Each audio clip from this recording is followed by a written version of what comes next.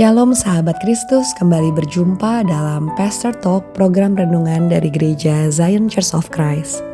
Apa kabarnya saudara semua?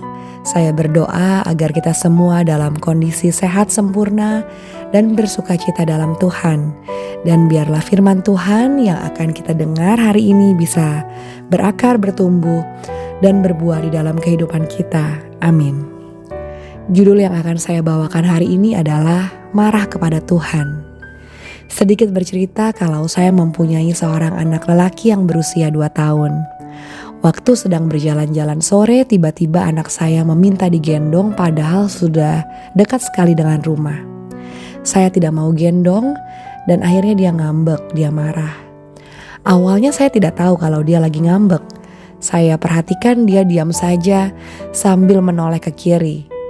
Lalu saat saya samperin ke sebelah kirinya, dia menoleh ke sebelah kanan. Saya samperin lagi ke sebelah kanan, dia menoleh ke sebelah kiri. Lucu ya kalau diceritakan, tapi mengesalkan juga. Anak 2 tahun kok tingkahnya seperti remaja 12 tahun. Pertanyaannya bagaimana dengan kita anak-anak Tuhan? Apakah kita pernah marah sama Bapak kita? Apakah kita boleh marah sama Bapak kita? Masalah pergumulan, tantangan yang kita hadapi hari demi hari terkadang membuat kita sesak dan penat ya. Selesai satu, muncul lagi satu. Kadang yang satu belum selesai, lalu tiba-tiba muncul yang satu lagi. Terkadang untuk permasalahan yang berat kita mungkin mengeluh kepada Tuhan. Kita mungkin marah, kita mungkin ngambek kepada Tuhan. Kita tahu kalau Tuhan maha segalanya, kasih anugerahnya luar biasa besar buat kita. Dan mungkin kita segan, kita takut berdosa untuk marah dan ngambek sama Tuhan. Tapi tidak bisa kita pungkiri ada perasaan itu di dalam hati kita. Sama halnya dengan Ayub, dikatakan di dalam Ayub 1 ayat 1 bahwa Ayub orang yang saleh dan jujur. Ia takut akan Allah dan menjauhi kejahatan. Tapi pada saat Ayub dilanda kemalangan, dia pun bisa berkeluh kesah kepada Tuhan. Dalam Ayub 30 ayat 20-31 dikatakan, "Aku berseru minta tolong kepadamu, tetapi engkau tidak menjawab. Aku berdiri menanti, tetapi engkau tidak menghiraukan aku. Engkau menjadi kejam terhadap aku. Engkau memusuhi aku dengan kekuatan tanganmu. Engkau mengangkat aku ke atas angin, melayangkan aku dan menghancurkan aku di dalam angin ribut. Ya, aku tahu, engkau membawa aku kepada maut, ke tempat segala yang hidup dihimpunkan. Sesungguhnya masakan orang tidak akan mengulurkan tangannya kepada yang rebah, jikalau ia dalam kecelakaannya tidak ada penolongnya. Bukankah aku menangis karena orang yang mengalami hari kesukaran? Bukankah susah hatiku karena orang miskin? Tetapi ketika aku mengharapkan yang baik, maka kejahatanlah yang datang. Ketika aku menantikan terang, maka kegelapanlah yang datang. Batinku bergelora dan tak kunjung diam. Hari-hari kesengsaraan telah melanda diriku. Dengan sedih, dengan tidak terhibur, aku berkeliaran. Aku berdiri di tengah-tengah jemaah sambil berteriak minta tolong. Aku telah menjadi saudara bagi serigala dan kawan bagi burung unta. Kulitku menjadi hitam dan mengelupas dari tubuhku. Tulang-tulangku mengering karena demam. Permainan kecapiku menjadi ratapan. Dan tiupan serulingku menyerupai suara orang menangis. Perasaan kita adalah sesuatu yang tidak bisa ditutup-tutupi. Akan lebih baik apabila perasaan itu kita ungkapkan. Apalagi perasaan-perasaan negatif. Apabila kita terus menutupi perasaan negatif itu, maka akan berdampak buruk.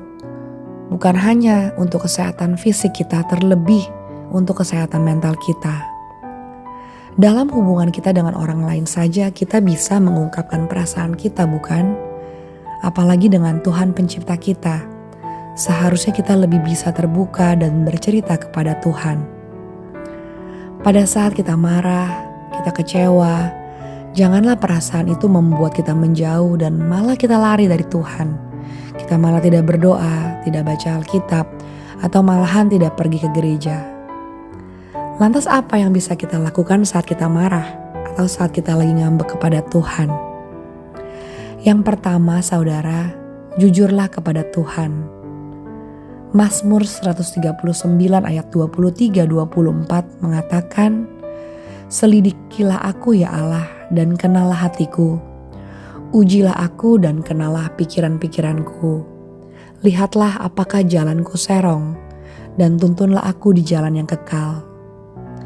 Kita berpikir bahwa Tuhan tahu segala-galanya dalam hidup kita, sehingga mungkin kita berpikir apa gunanya kita bercerita dan mengutarakan keluh kesah kita kepada Tuhan. Tapi dengan jalan kita bercerita dengan jujur kepada Tuhan, menunjukkan seberapa dekat hubungan kita dengan Tuhan dan kepercayaan kita kepadanya. Ungkapan bahwa Tuhan hanyalah sejauh doa menunjukkan bahwa Dia itu dekat. Dan Dia selalu terbuka mendengar apa yang sedang kita rasakan secara jujur. Yang kedua, saudara, berserulah kepada Tuhan. Dikatakan dalam Yeremia 33 ayat 3, "Berserulah kepadaku, maka aku akan menjawab engkau, dan akan memberitahukan kepadamu hal-hal yang besar dan yang tidak terpahami, yakni hal-hal yang tidak kau ketahui."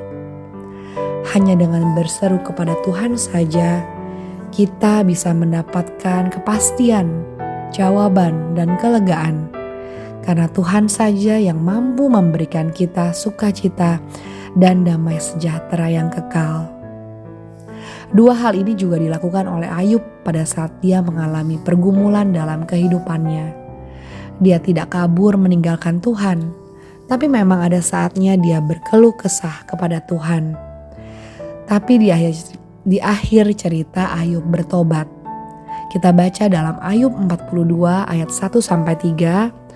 Maka jawab Ayub kepada Tuhan, "Aku tahu bahwa Engkau sanggup melakukan segala sesuatu dan tidak ada rencanamu yang gagal.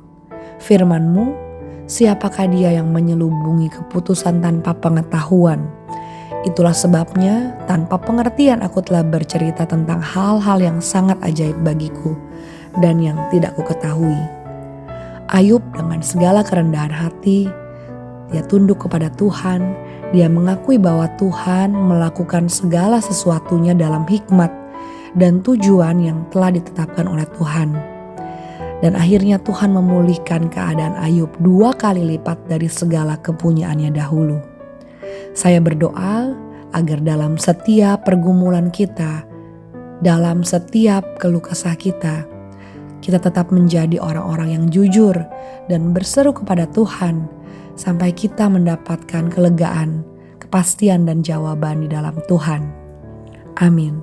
Tuhan Yesus memberkati saudara semua.